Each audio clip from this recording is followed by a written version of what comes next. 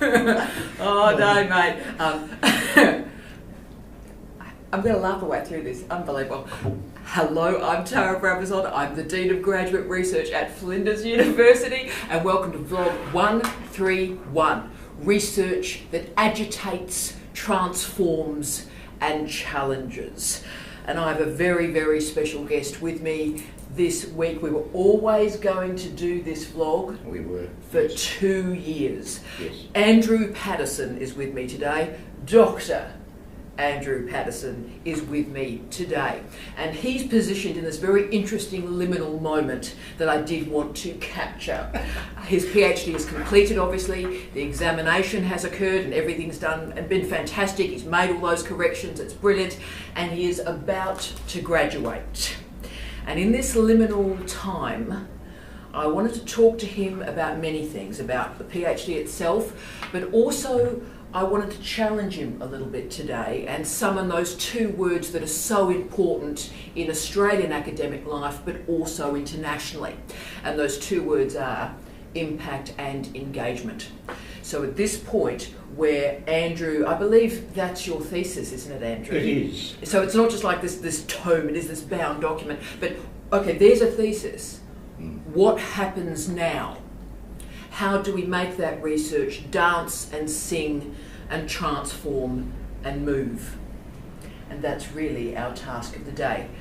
Good morning, Andrew. Good morning, Tara. It's been quite a ride, mate. It has. And we were always going to be here. Actually, Andrew was one of the first people I think I met at Flinders University, one of the first Fridays that I'd arrived in this job. Andrew, this fantastic man, turned up and said hello. So we were always probably going to do this vlog. We should say hello to your grandchildren too, who Yes. watch so many of them. Do you want to do a wave? Hello, Alice and James. How are you?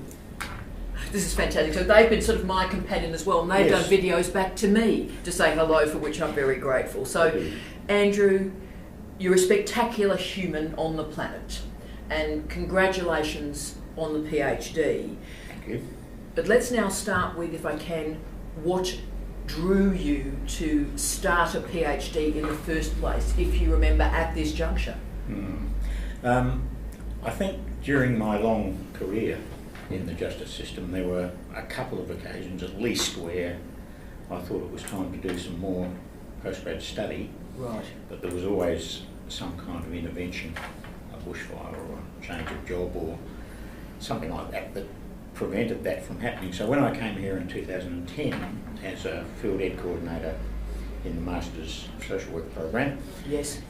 people started talking to me about that quite early, and that wasn't because they recognised intrinsic scholarship. I think it was rather Really? they thought that my career was interesting and it might translate into some kind of postgraduate effort. Interesting. And that appealed to me. Yeah. So it moved from there. I had some conversations with Professor Fiona Verity about that. Fantastic. And I had some misgivings because I think I had always seen myself more as a practitioner than an academic, but she decided that it would be much better if I accepted the challenge of becoming a scholar. And a gentleman. And a gentleman, I hope. She didn't mention that at the time. Well, I'm surprised, but it is interesting that you talk about that transition from a practitioner to an academic, and you really do describe that as a transition. And a lot of our students probably feel exactly the same way. Yeah. Looking back on it now, was it as difficult as you thought it might be? No, I don't think, because I was interested, and the whole process fulfilled something in me, I think, that had concerned me for some time. Remembering that I was around when the first diagnostic statistics manual was published. Yeah. I was practicing then, and that was post-Vietnam. And I was working in a crisis program, and we had what we thought was more than a reasonable amount of contact with Vietnam vets. Yeah. And then I became involved with a small group of psychologists who were setting up the Vietnam Veterans Counselling Service, and that led to the establishment of that program. But my concern at that time was that we were calling the young men returning from Vietnam disordered. Yes. as part of the post-traumatic stress disorder Yeah. thing. Yeah. And that seemed odd.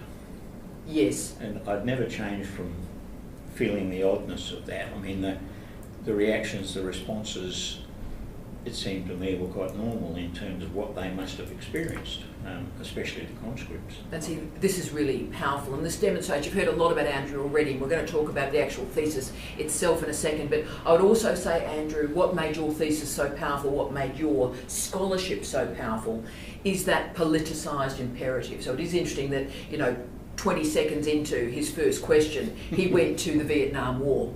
And I think that's quite powerful and important, because that's about war, militarism, masculinity, and what happens when masculinity gets disordered, and how a culture manages and handles that. Now, that's going to be quite significant going forward, but that politicised nature of you has certainly made you a privilege to supervise, and also might become quite important in terms of the dissemination that we handle in a second. Yes. Now, you researched the police. Yes. The South Australian Police Force, SAPOL. Yes. Why the cops? Because they were always part of what I did. The very early stages was the crisis care experience, which was an extraordinary undertaking, a cooperative move between the then State Department for Community Welfare and SAPOL. Right. And SAPOL's motivation was quite clear. They were spending, this was 1975, they were spending, as far as they were concerned, far too much operational time working with what were then called domestics. And they thought that by partnering up with a mob of social workers, they would reduce that operational time, because we would walk in and solve the problem, so they would never have to attend that dispute again. Wow. How did that go? Well, I must say that I applied for the supervisor's job with a great deal of enthusiasm, but after I got it, I was summoned to the CEO's office, that is the Department for Community Welfare CEO's office, who asked me if I was flexible. And I said, I hope so. Why do you ask? And he said, we may have to find you another job, because his level of optimism was almost invisible, I think. So what we had to do was engage with the police culture. We had to become credible, because what happened basically was that police patrols would attend a dispute or a situation of some kind, and then they would make a decision whether they would call us in or not. So they would talk about that. They would then make a radio call back to communications, who would telephone us on a proper line, and we would give an estimated time of arrival, attend. Right. There would be a brief conversation, usually outside of the premises, between the patrol and whoever one of us was went. attending. Yes. And we went alone. I don't think that would happen now, but anyway, we would have the briefest of briefings. The patrol would then resume their duties, and we would walk into the house. And, alone? Yeah, alone, and do whatever we could in terms of process intervention theory, as it was then. Yes. And then make appropriate referrals. The problem with that, though, was that there weren't all that many places to refer domestic violence victims, and particularly perpetrators, to at that time. There were women's shelters, and we formed a very close relationship with them. Yeah. And they were largely run by feminists who were deeply concerned about this problem a decade or two. Deeply committed. Deeply committed, before society showed very much concern at all. And once more, and this might be an interesting trope through this vlog as well, troubled masculinity is sitting and bubbling through your career. But you've therefore been watching the police force through much of your career, and indeed engaging with them as an outsider, but as an insider, as both. Yes. After that, I headed up the victim support program in the state, and of course, police have always been responsive to the victims, because they see them at their most vulnerable. They attend after crimes are committed. So SAPOL was just beginning to treat that seriously when victim support happened. Right.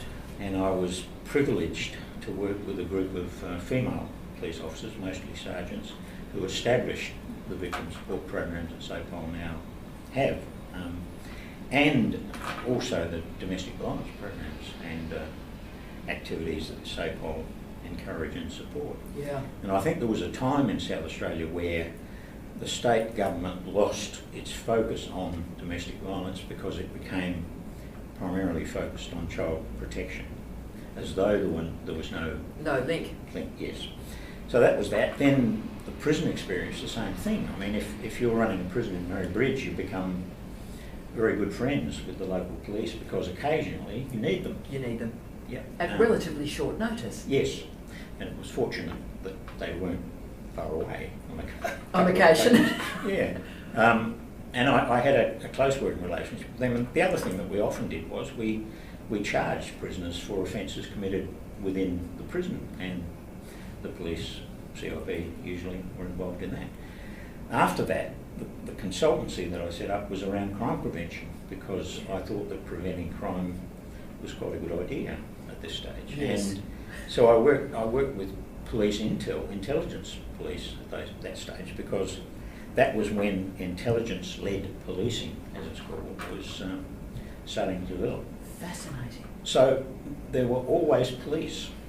And so therefore, let's try and update this story now so you can see the long term, the decades of this insider-outsider work with the police force. As the police force was also changing, its feminisation, its understanding of victimhood and so forth, Yes. and all the different modalities through which we understand criminal and social justice. So therefore, what was the goal of the PhD? With your work with police, which you decided to do, what was the point? What was the goal of the research, Andrew? I think the goal of the research was to approach the whole trauma thing from a different perspective. What interested me, I think, right through my career was the conversations I had with police about the impact of what they did on them. Yeah. And that wasn't talked about within the organisation. It was very much the masculine thing. But when we went away together at conferences, when I was at conferences on domestic violence or whatever with police officers, we'd have a few beers at the close of the day, and the conversation would turn to that kind of thing. Usually the conversation was begun by the officers themselves, because they wanted to talk to someone who they saw as a helping professional in a context that they understood would be confidential, and it was. But I was interested in how they coped, because back then, and to a certain extent now, there was no recognition that they even needed to. It was assumed. So my interest in the PhD was to look at policing from the perspective of resilience, and that comes, I think, from the basis of social work, which is strengths, to look for positives rather than just go in looking for negatives and disadvantage and that kind of thing, dysfunction. So it was logical that I should use a qualitative approach to interview police, long interviews, about how they basically coped. And that's what transpired. That's remarkable. And therefore, so you interviewed, where were we at, 50 coppers? 50, yep. 50 coppers. Yep. Now, that in and of itself, for my international colleagues out there, you know how rare this data set is. But Andrew, when did you realise that what you had was remarkable research here? When did you go, oh wow, I've got something? I think it happened in two stages. The first was the response. I was involved in placing social work students in police settings at that stage, which was radical. And there were a couple of students placed in South Coast, to the south of the city, where our daughter works as a police officer in family violence. That's the other connection. Indeed. And I went down there at the invitation of a CIB Chief Inspector to talk to a sergeant's training day about my research. And I thought, this could be interesting for me, but maybe not so much for them. But for them, yeah. I walked in and talked about the whole process of engaging in a PhD and what I intended to do. And it was the session right before lunch. There were about 50 sergeants in the room, I think, and they're not, generally speaking, all that huggy. And I was going to say, they're not known to be oversharers, are they? No, fair enough.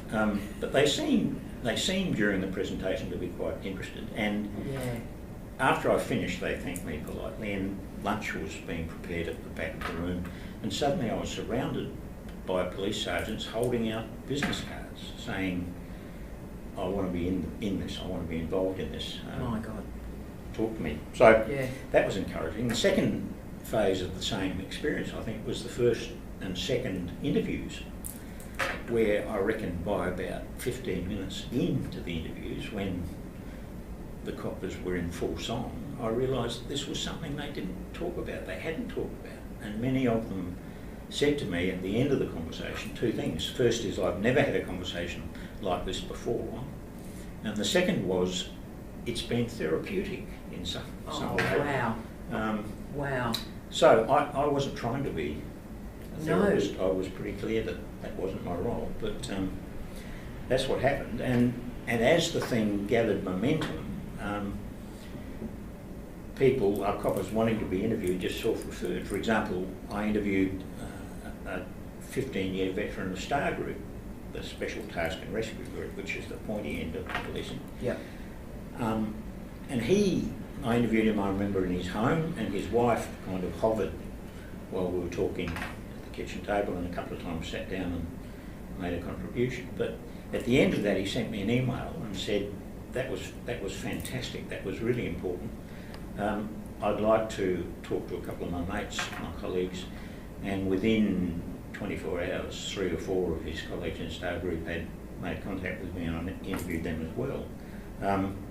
And that's the way it evolved. I mean, we talk about snowball, but I mean, that is an incredible snowball. And the data set you've configured was so incredibly rare, I mean, and deep and complex and disturbing and fascinating. I mean, I've never seen a data set like it. So, you know, and then of course your interpretation and your analysis and your experience and expertise was simply stellar. I'm going to get you to help us with something else if we can. So you have just finished, and when you finish, obviously Steve and I were Andrew's supervisors, and when you finished and you submitted, he was exhausted, as all PhD students are when they submitted. I gave you about 4 days off by memory. You did. And I think by the following, I have weekly meetings with Andrew, and I think we had the regular meeting as normal. Yeah, we did. The following Thursday. Gee, I'm hard. Yeah. Hard. Tough. But tell us about that dissemination period, because I think a lot of students sort of hang about while the thesis is under examination, like, what am I doing, what am I doing? And I really didn't let you do that, but also you didn't let yourself do that. So tell us about that examination period and the dissemination strategies from it, sir. Well, the strategies evolved, I think, from the structure of the thesis itself, and that was the first radical change that you and Steve suggested, quite heavily, I suggest, but anyway, where I changed the thing from the classic PhD structure with this, as you said, I think quite recently in a blog, this huge, boring literature review chapter. I'm not classy, am I, Andrew? I'm not classy. I think you are, but that's for another time. But it was pretty boring, yeah, it was. But yours wasn't boring. The literature review as a chapter is a boring thing.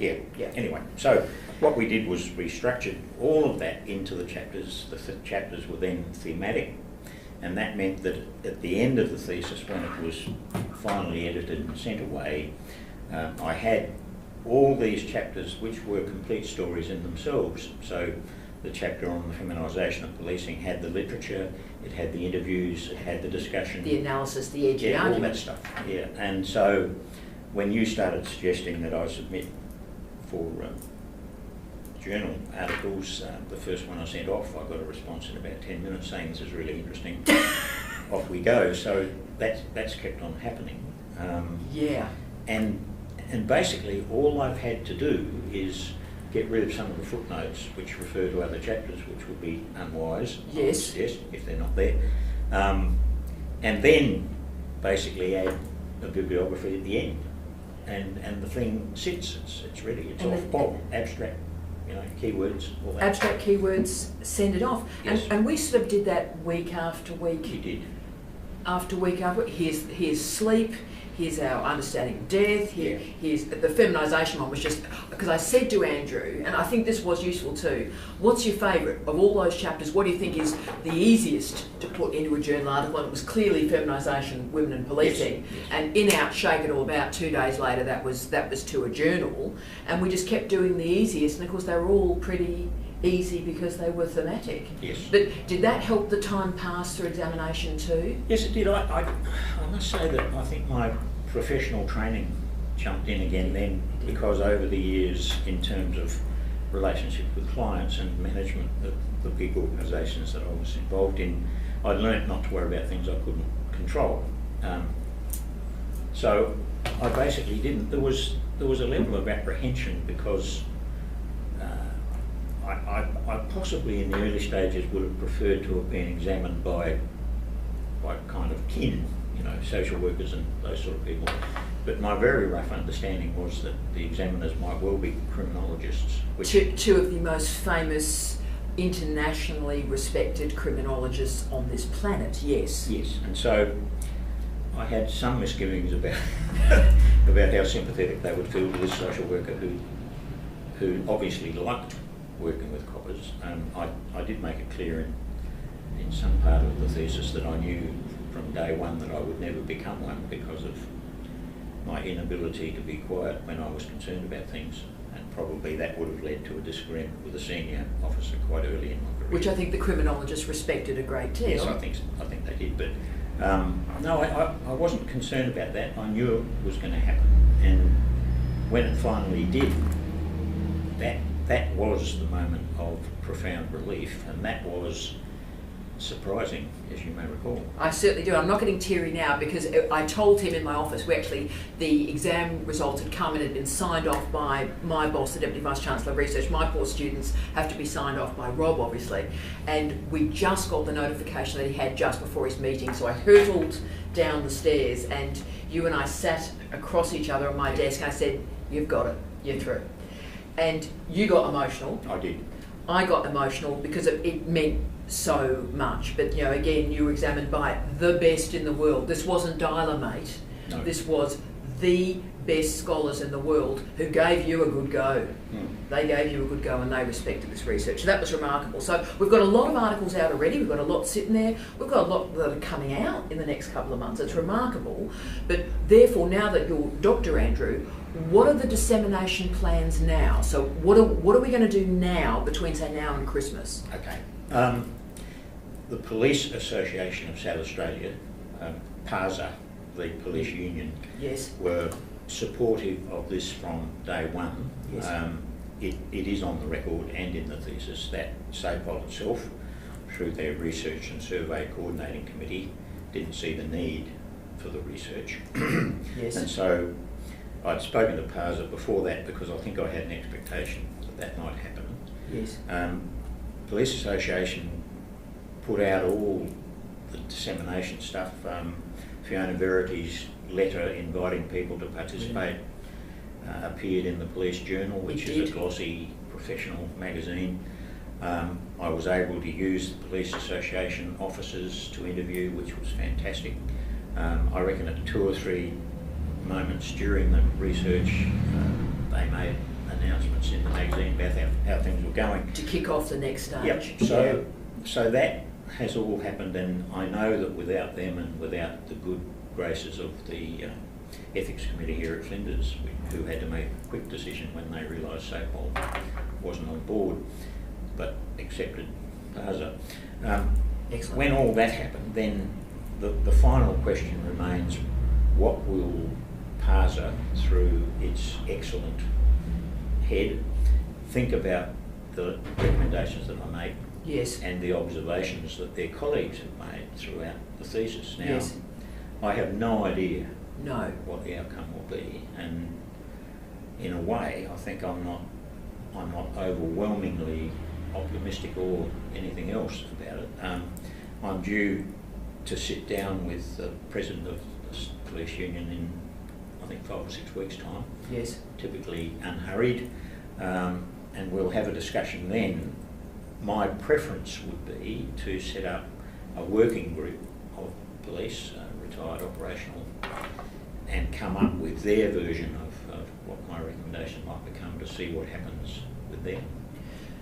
Because this is where it gets interesting, isn't it? And these are these two words, impact and engagement. Very easy words to use, very complicated to create that iterative engagement. Because, you know, we've got the dissemination in place, so the articles are out, a book is about to emerge from it. Yes.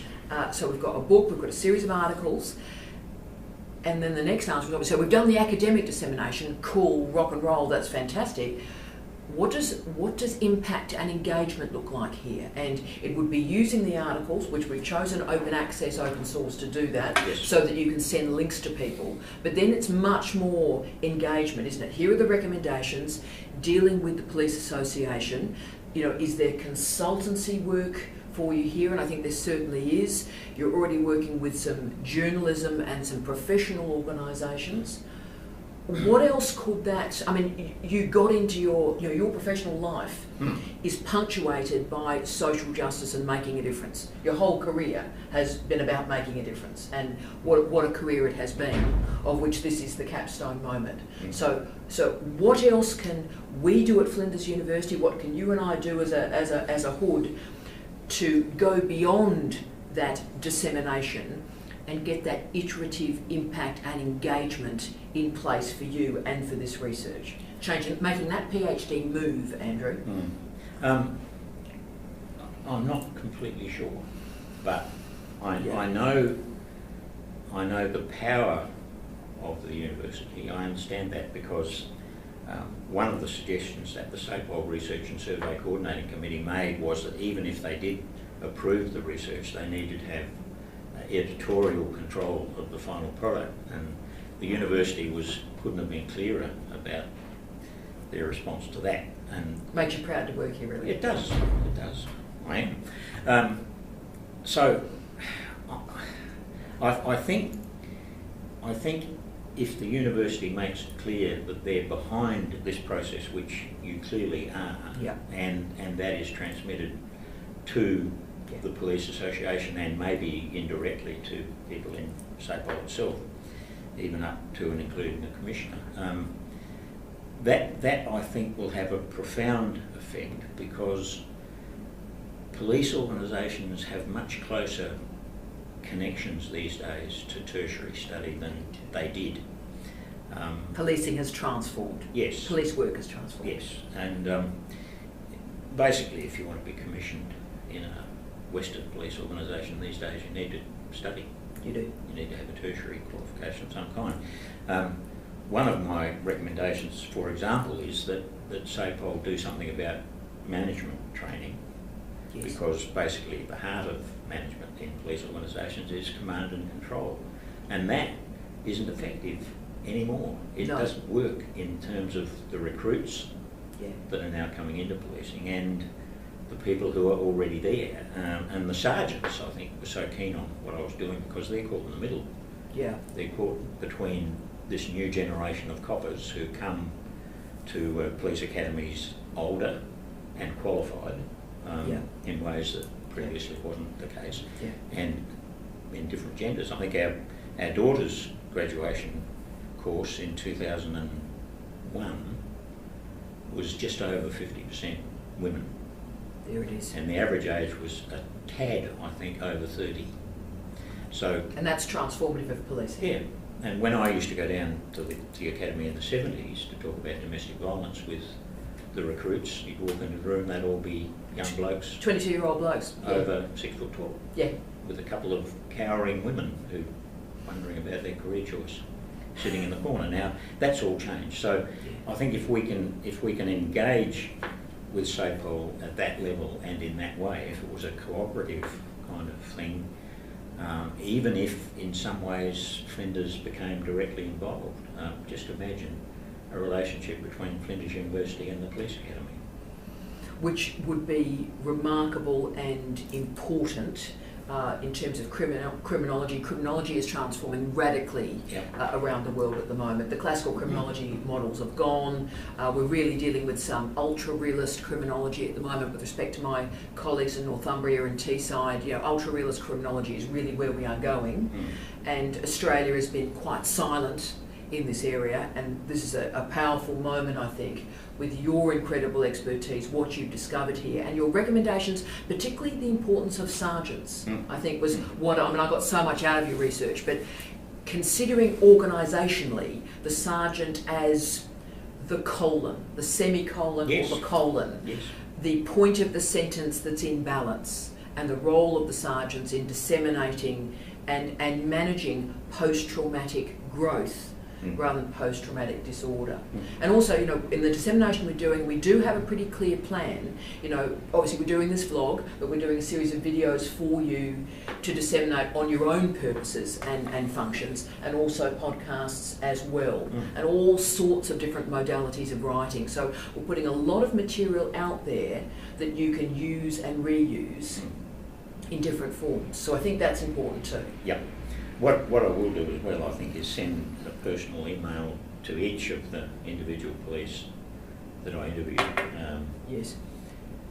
Giving them a link, clearly, if they're that enthusiastic, and asking them what they think the next step might be. I mean, the reality is that, that at the centre of the beginning of my research were a group of New South Wales police autobiographies, police officers who had been diagnosed with PTSD and written about their experience, and literally New South Wales police made a whole heap of assumptions without even knowing they were making them. That was the level of support they had. I mean, you could work in crime scene investigation, as one of these did, Esther McKay, for 23 years, and no one would suspect for a moment that that was having any impact on your mental health at all until your collapse. Now, we've moved on from that. SOPOL is much, much better than that. Yeah. But it seems to me that there need to be some quite basic and usually inexpensive changes that might just transform the way police function, the way they grow into the job, and the expectation they have about their own mental health. Because what your average copper gets almost every day is an indication from somewhere that if they keep on doing the job that they love doing, and all of the coppers that I interviewed were very much engaged in that. I mean, they have a commitment to the job which is more than personal. Remarkable. Yeah, that's right. So if they keep on getting the message that's going to hurt them, which they get from the media and from some well-meaning, trauma-focused authorities, I think, if that's the expectation, then that has to have some impact on how comfortable they are. I'd rather they got the message that policing is a very important role, they know that already, and that it can make you grow into a well-rounded human being both while you're on the job and when you're at home. And what we're talking about, I think, is some quite basic stuff that would assist that. SOPOL doesn't have a fantastic reputation nationally for taking care of its people. If there are book reviews of progress about this stuff, they generally don't get a mention. No. And I think this is an opportunity for them to turn that around. I concur. And South Australia is so distinctive, as we talked about in your thesis, so distinctive in terms of the history of criminality, the history of policing, that it would be wonderful for this distinctive story to continue on in terms of post-traumatic growth. That would be a remarkable narrative, I think, for SAPOL to consider, and you will have my respect and full support if you would like to go in that direction. Last question, returning to you and the thesis, if I can, Andrew, and obviously you've watched all these vlogs, you've been a great supporter of me, a great supporter of Steve, a great supporter of the office since I first met you. Now, there'll be people watching this vlog who are considering entering a PhD, maybe people who have just started and thinking, wow, what the hell have I just got into? So, from that end point, Andrew, and with all this dissemination in front of you, what advice would you offer to those people? On the social worker, we don't generally give advice, but... For once, pretend. Okay. My advice would be expect that you will be challenged in ways that you don't even begin to imagine you'll be challenged. If you think this bears a resemblance to your postgrad work thus far, then you will be surprised. I think the analogy for me is like when you're working with somebody, strangely enough, who is deeply traumatised, you don't begin with them at that point and they have a steady slope towards normalcy and complete control and health. Yes. It's always up and down. It's undulating. Just when you think you've got it sorted, something will happen, usually. An ex-colleague of mine sent me an email suggesting that I was a clever boy because this had happened. Now, I know that was his theatrical background contributing to that, but it wasn't, I don't think, that I was a clever boy at all. I responded by saying, I think I am grimly determined, and I reckon that's the key. You need to develop resilience, if I may use that somewhat overworked term. And you need to be grimly determined to get to the end, and you need to be supported and supervised in ways that facilitate that at the most difficult moments. Yeah. And what probably you and I have learned too, and you've been a great, you always learn from students. You should, if you're not learning from students, you need to die. And I've always believed very strongly, Andrew, that every single student has a different supervisor. So I think I'm supervising, 12 students at the moment, and every single one of you get a different supervisor. Yeah. Yeah. And I think that and also I was a different supervisor for you at different points too. And I think that's your genius, frankly. Anyway. You bugger. I don't want to embarrass you. No, don't you, Dad. But I adore this man. This man is a great citizen of this country, and Flinders University was incredibly lucky that he chose to do a PhD here, firstly, because he's a legend. But secondly, the calibre of the research that has been produced here makes me incredibly proud to be an Australian, and I can't tell you how proud I am that I supervise this. This is a remarkable thesis that will change international policing. And, that's not a bad way to spend your day, Andrew. No. So on behalf of this wonderful man, I wish you all love, light and peace. Andrew and T, out. Out. Out.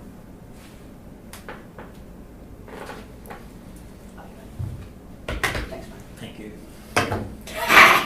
How was that? That was all right. That was